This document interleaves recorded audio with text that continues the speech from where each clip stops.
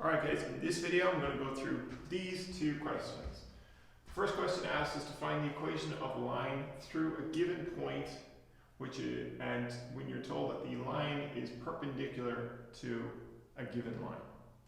The second question asks us to find the slope of this line and also to write down the x and y intercepts. Alright, so let's get to it. Question 1. Find the equation of the line through this point. Again, the formula for point slope, y minus y1 equals m parentheses x minus x1. So I want a point, x1, y1, and I want the slope m. Well, my x1, y1 is given to me in the question. I'm given a point on that line. I'm told that 5 minus 1 is on the line I'm looking for. I need to then just find m before I can proceed. The way I'm going to do that is I'm told that the slope is perpendicular to this line, so I'm going to find the slope of this line to begin with. In order to do that, I'm going to take this line and rewrite it in slope and intercept form. So the line is 2x minus 3y plus 7 is equal to 0. To rewrite this in slope intercept form, I'm going to subtract everything to the right hand side except for my y term. So I have minus 3y will be equal to negative 2x minus 7. And now, in order to get the y term by itself, I'm going to divide both sides of my equation by negative 3. And I will have y equals minus 2 over minus 3x. And then I have minus 7 over minus 3. So tidying this up, I will get y equals 2 over 3x plus, minus times a minus, 7 over 3. Okay, so my line I have rewritten in slope-intercept form. So the slope of this line is 2 over 3. Therefore, the perpendicular slope is the negative inverse. So what I'm going to do is, if my slope here m, what I'm going to say, if my slope m is 2 over 3, then my perpendicular slope is going to be inverted, switch to sign, it's minus 3 over 2. And so the slope of the line that I want, perpendicular to this line, is minus 3 over 2. And so my m here is minus 3 over 2. All right, I'm now able to proceed and fill in to my point slope formula.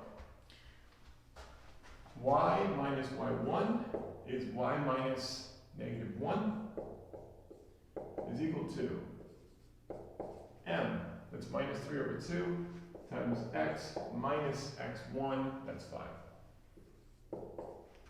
Tidying up, I get y plus 1 is equal to, if I distribute out my negative 3 over 2, I get negative 3 over 2x, a minus 3 over 2 times negative 5 is plus 15 over 2. 3 5s are 15 over 2. Gathering up my line terms, I will subtract my 1 to the other side. I will get y equals minus 3 over 2x plus 15 over 2 minus 1. And therefore I have y equals minus 3 over 2x plus 15 over 2 minus 1 is going to be 13 over 2.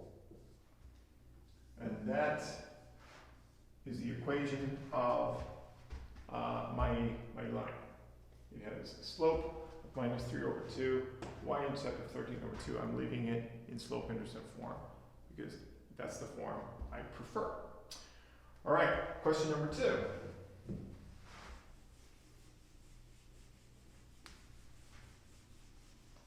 This is question number 2.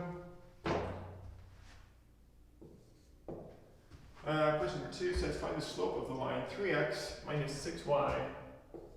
3x minus 6y is equal to 18. And then after we've done that, we're going to find the x and y intercepts. All right, to find the slope of the line, again, I'm just going to put this into slope-intercept form. That's the easiest way to do it. So I get minus 6y is equal to, I subtract 3x to the right-hand side, that's minus 3x plus 18. Slope-intercept form, I want y by itself, so I'm going to have to divide both sides of this equation by negative 6. So that becomes y equals minus 3 over minus 6x plus 18 over minus 6. And so that is y is equal to a minus over minus would be a plus 3 over 6 is 1 over 2x.